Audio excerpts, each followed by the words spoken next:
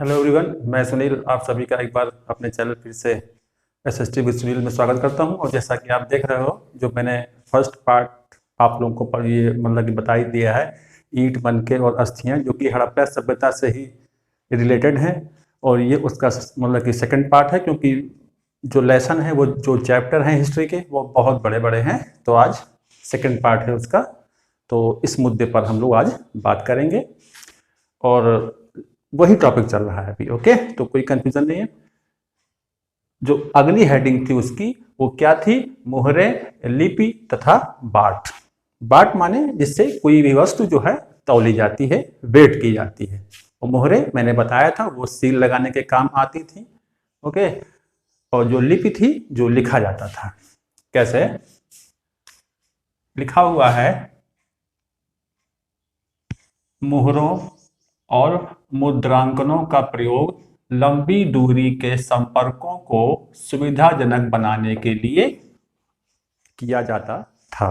जो मोहरें होती थी, जैसा कि मैंने बताया था, कोई पोटली है, उसके ऊपर मिट्टी लगा दी गई है, उस पर सील लगा दी गई है, तो वो सुरक्षित वो जाती थी।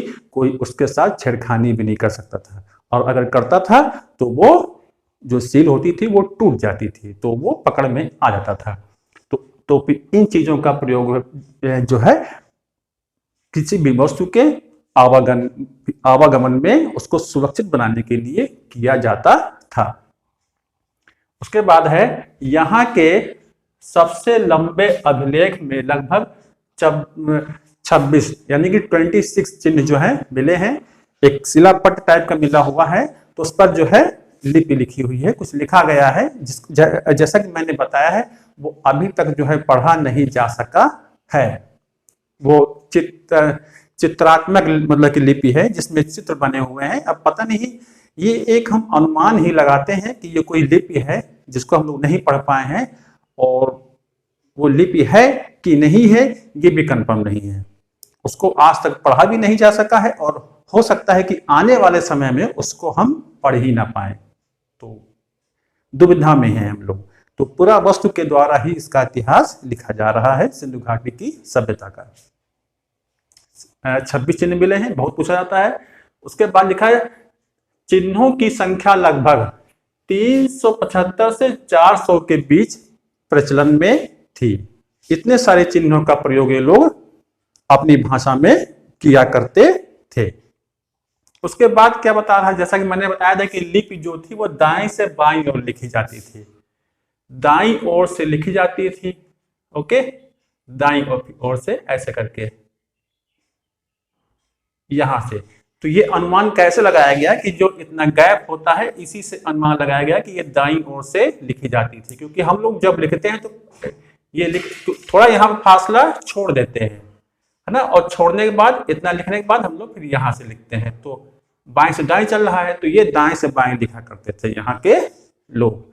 अनुमान लगाया गया है जो ये गैप है, इसकी वजह से ये वाला गैप, इसकी वजह से ये अनुमान लगाया गया है। अनुमान ही लगा सकते हैं, ठीक है। तो ये दाएं से बाएं लिखी जाती थी।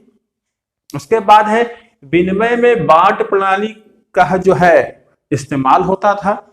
ये एक विशिष्ट वस्तु थी के द्वारा नियंत्रित थे, जो घनाकार होते थे। ये क्वेश्चन बन सकता है कि किस आकार में होते थे जो बाट होते थे? ये घनाकार होते थे।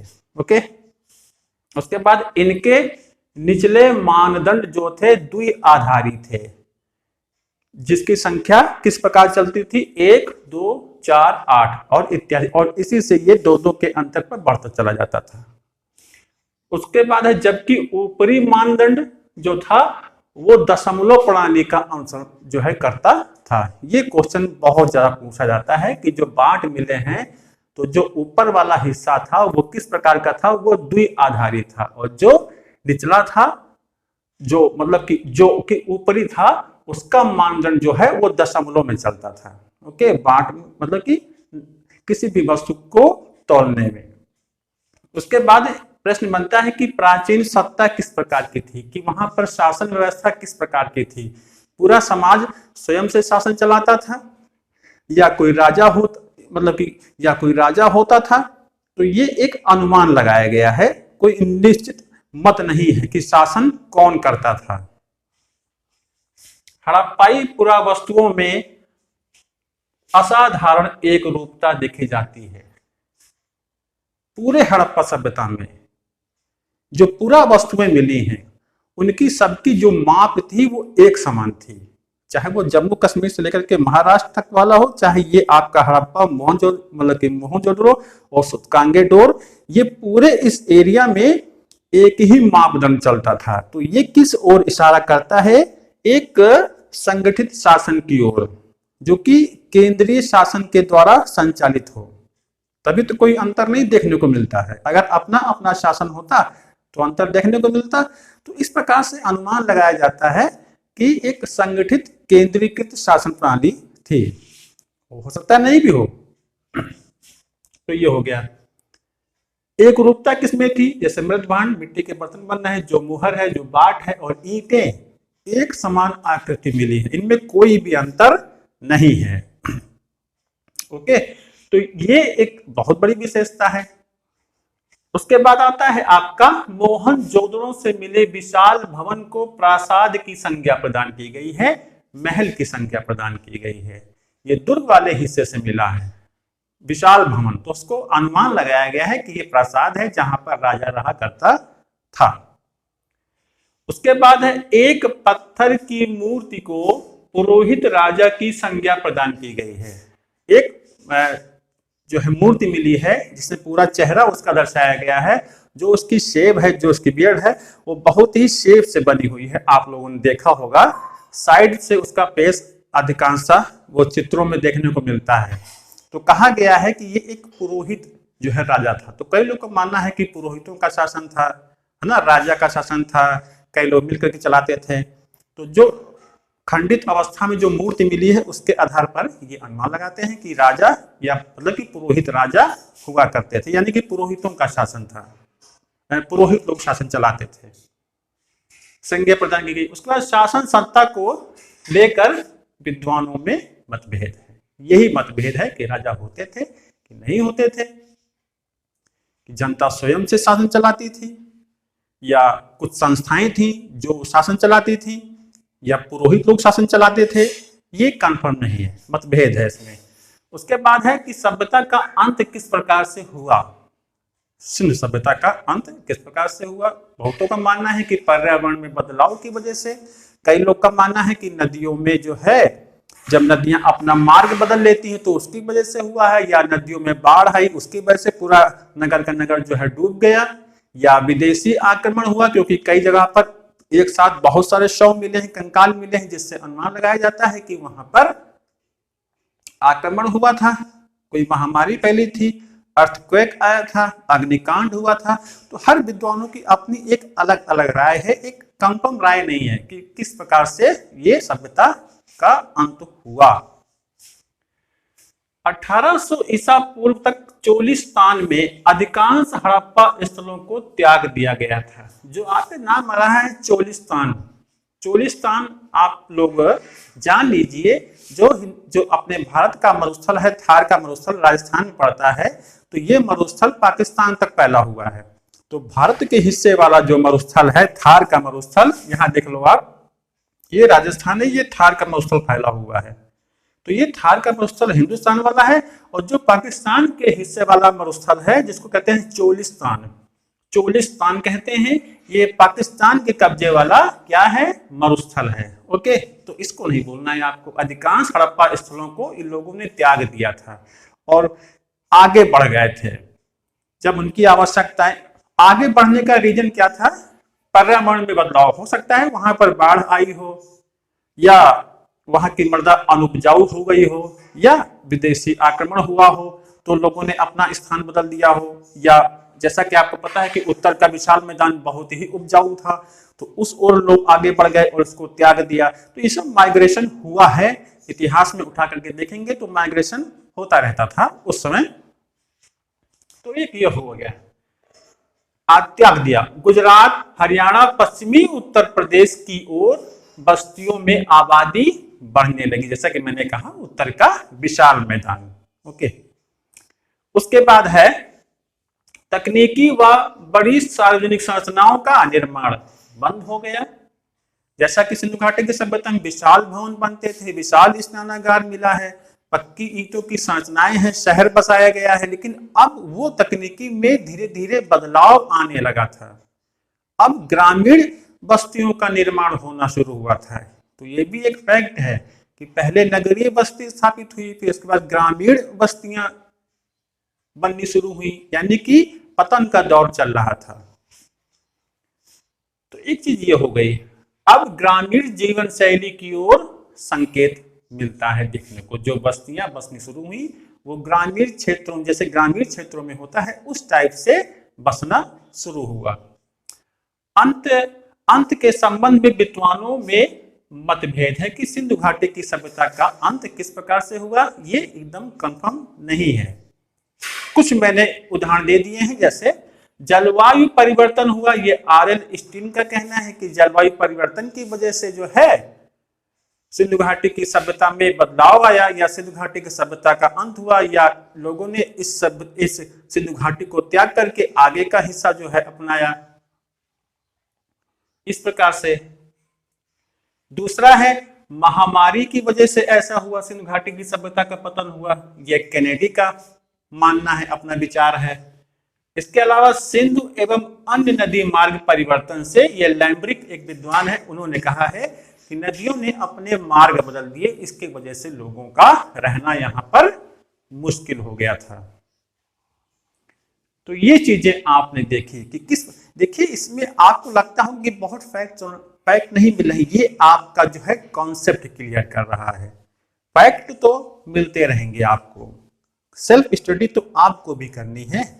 ओके, उसके बाद है हड़प्पा सभ्यता की खोज। अंत हुआ, लेकिन इसकी खोज कैसे हुई, ये पूरा मैं एनसीईआरटी में जैसा लिखा हुआ है उसी हिसाब से चल रहा हूं, आपको समझा रहा हूं।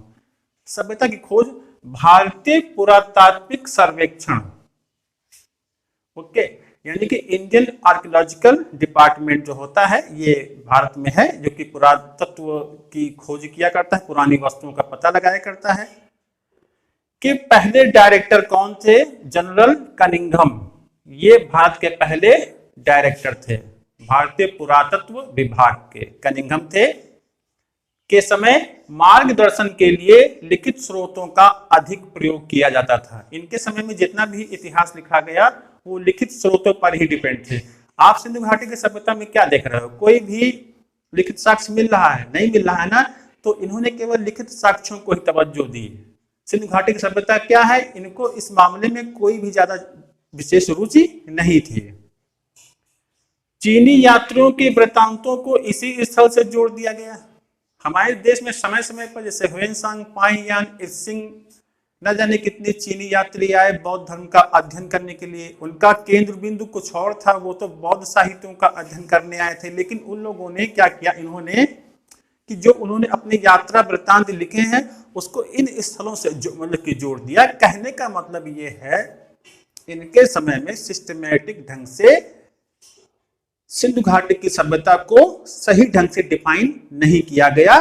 तथ्यों को, अलग अलग तथ्यों को जानबूझ करके जोड़ने का प्रयास हुआ, इसीलिए एक बेहतर इतिहास निकल करके नहीं आ पाया। तो ये चीजें हैं,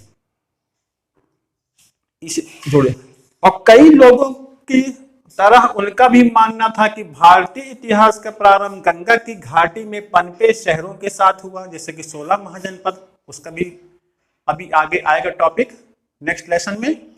कि इनका मानना था कि जो गंगा घाटी का क्षेत्र है यहीं पर सबसे पहले भारतीय शहरों का या भारतीय इतिहास का जो शुरुआत होता है वो गंगा घाटी के शहरों से माना जाता है, यानी कि उन 16 महाजनपदों से माना जाता है, ना कि सिंधु घाटी की सभ्यता से। ये तो बाद की बात है। बाद में जब साक्ष्य मिलने शुरू हुए तो ये अनुमान लगाया गया कि ऐसा नहीं है, यहां से नहीं बल्कि सिंधु घाटी की सभ्यता से भारतीय इतिहास का शुरुआत होता है।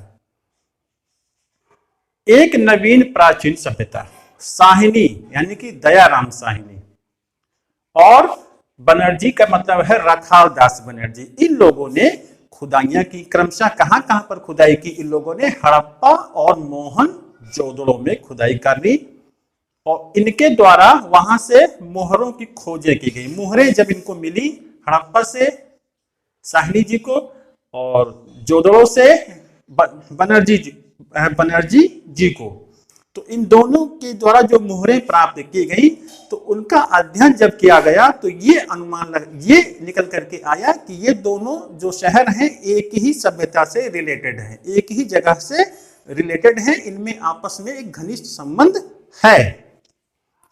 और पर ये हो गया के आधार पर यह अनुमान लगाया गया कि दोनों पुरास्थल एक ही संस्कृति के भाग हैं, वो है हड़प्पा संस्कृति या सिंधु घाटी की संस्कृति।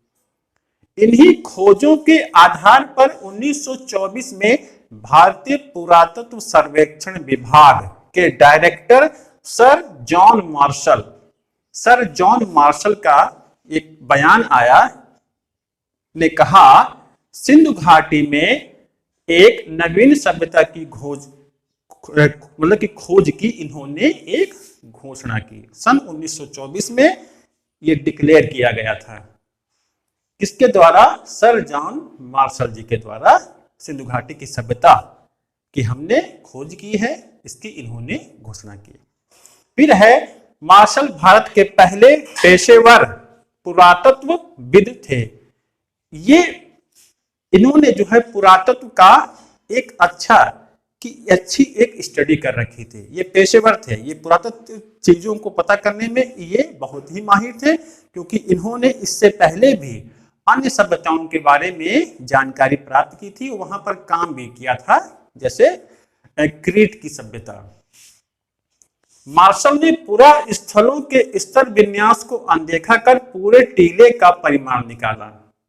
क्षैतिज जो उत्खनन होता है उसको इन्होंने तवज्जो दिया, ना कि स्तर विन्यास को। स्तर विन्यास माने, स्तर विन्यास का मतलब जैसे हम कह सकते हैं कि जैसे ये चीजें हैं, ये टीला है, ये टीला है, ये ऐसे करके, तो स्तर विन्यास को इन्होंने तवज्जो नहीं दी। कैसे?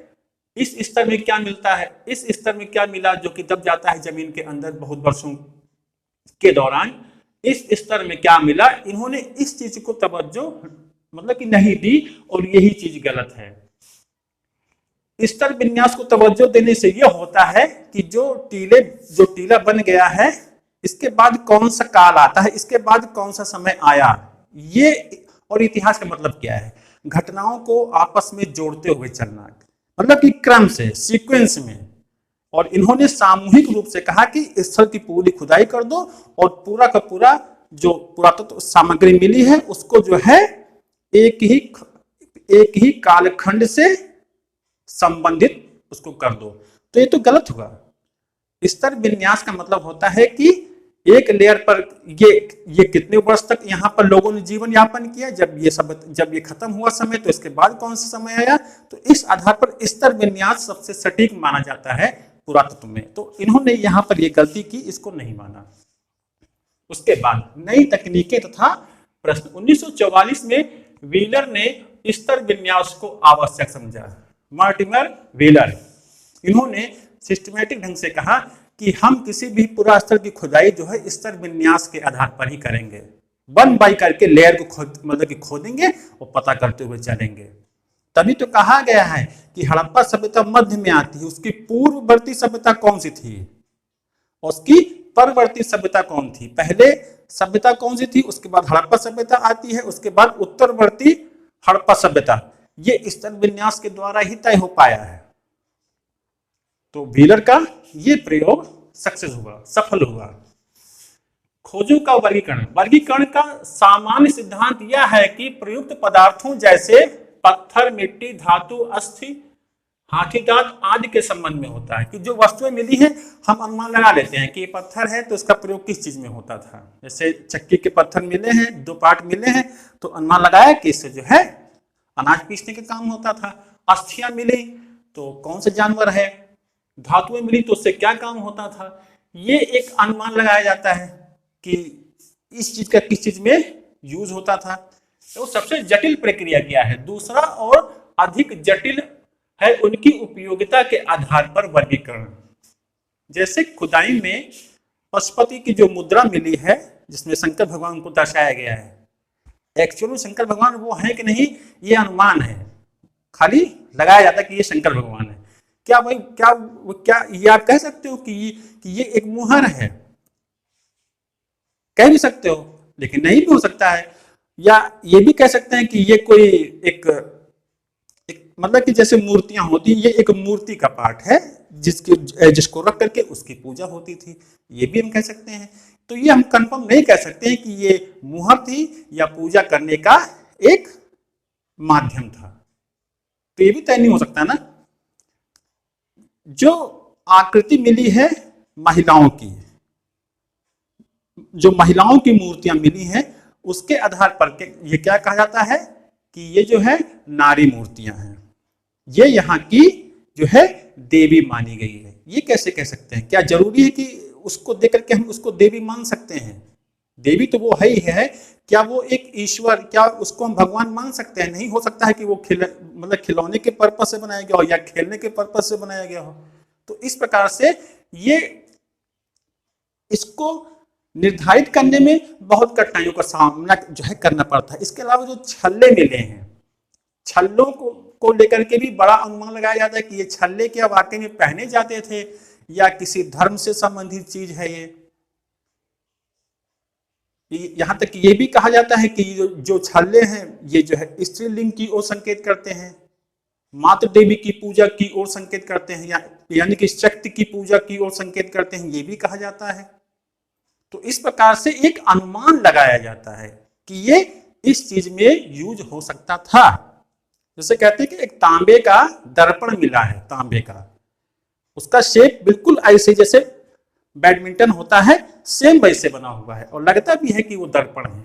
कि क्या ये कंफर्म कहा जा सकता है कि वो दर्पण ही था, या हो सकता है कुछ और चीज रहा हो होल्ड करने के लिए या रखने के लिए उस पर, या सेकाई के ही काम आता हो एक तवे के रूप में, तो कंफर्म नहीं कहा जा सकता। तो इस वर्गीकरण में बड़ी प्रॉब्लम आती है, लेकिन हमको कैसे भी करके एक जो है एक अंडरस्टैंडिंग डेवलप करनी पड़ती है कि हो सकता है कि इस चीज में यूज इसका होता हो। कंफर्म नहीं कहा जा सकता है क्योंकि इतिहास अनुमानों पर होता है। जैसे पुरातत्व वाला है, ये अनुमान पर ही तो आधारित है। कुछ पढ़ा तो गया नहीं, यहाँ पर लिखित साक्ष्य मिल रहा है, पढ़ रहे हैं तो समझ रहे हैं कि हाँ वाकई में ऐसा था। जैसे कि मॉडर्न हिस्ट्री लिखी गई है, मेडाइवल हिस्ट्री लिखी गई है, तो लिखित साक्ष्यों के आधार पर भी है और पुरातात्विक साक्ष्यों के आधार पर भी लिखा गया है, तो इसमें तो सत्यता दिखती है, लेकिन इनके बारे में कंफर्म कुछ नहीं कहा जा सकता। तो ये हो गया।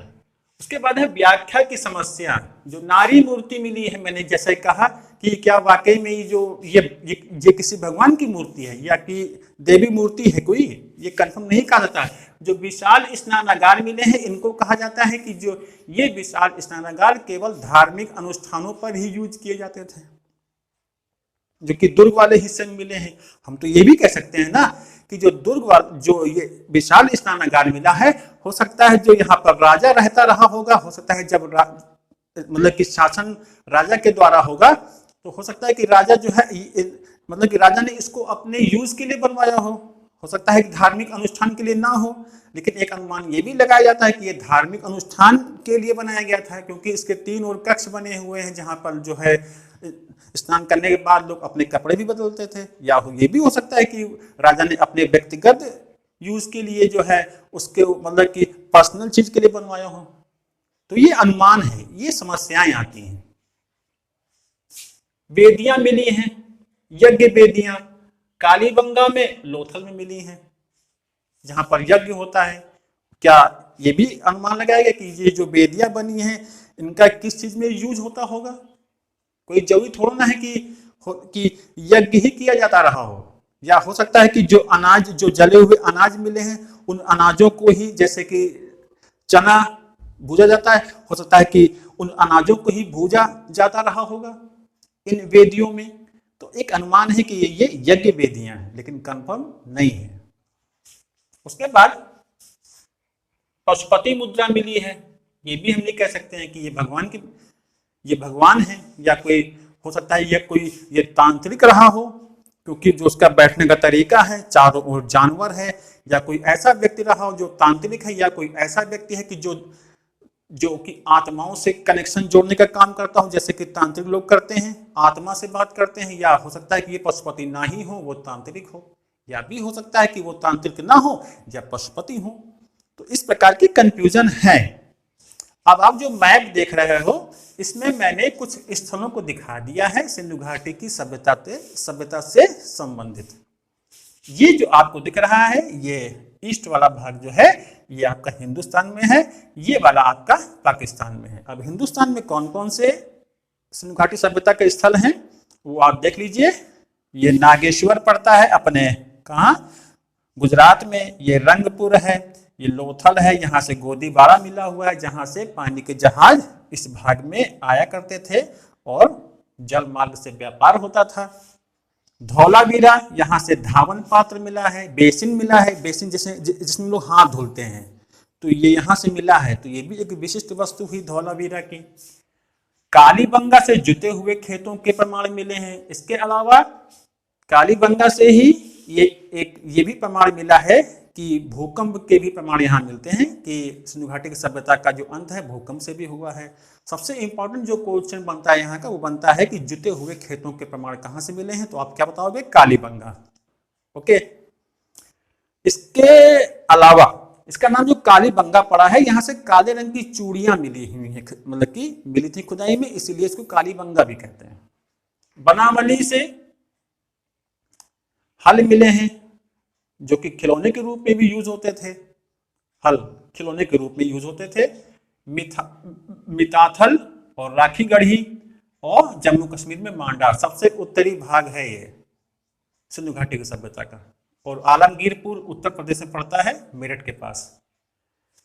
इसके बाद आ जाते हैं पाकिस्तान में, हड़प्पा हो गया आपका, मोहनजोदड़ो जो कि सिंधु घाटी की सभ्यता के दो राजधानी नगर हैं, कोट डिजी पाकिस्तान में, आमरी पाकिस्तान में, बालाकोट पाकिस्तान में, चन्नूदड़ो पाकिस्तान में, और सुतकांगेडोर ये पश्चिमी भाग में पड़ता है सिंधु घाटी की सभ्यता की। तो ये महत्वपूर्ण पूरा स्थल है सिंधु घाटी की सभ्यता के। ओके, सिंधु घाटी सभ्यता, सिंधु घाटी सभ्यता, घाटी माने नदी है।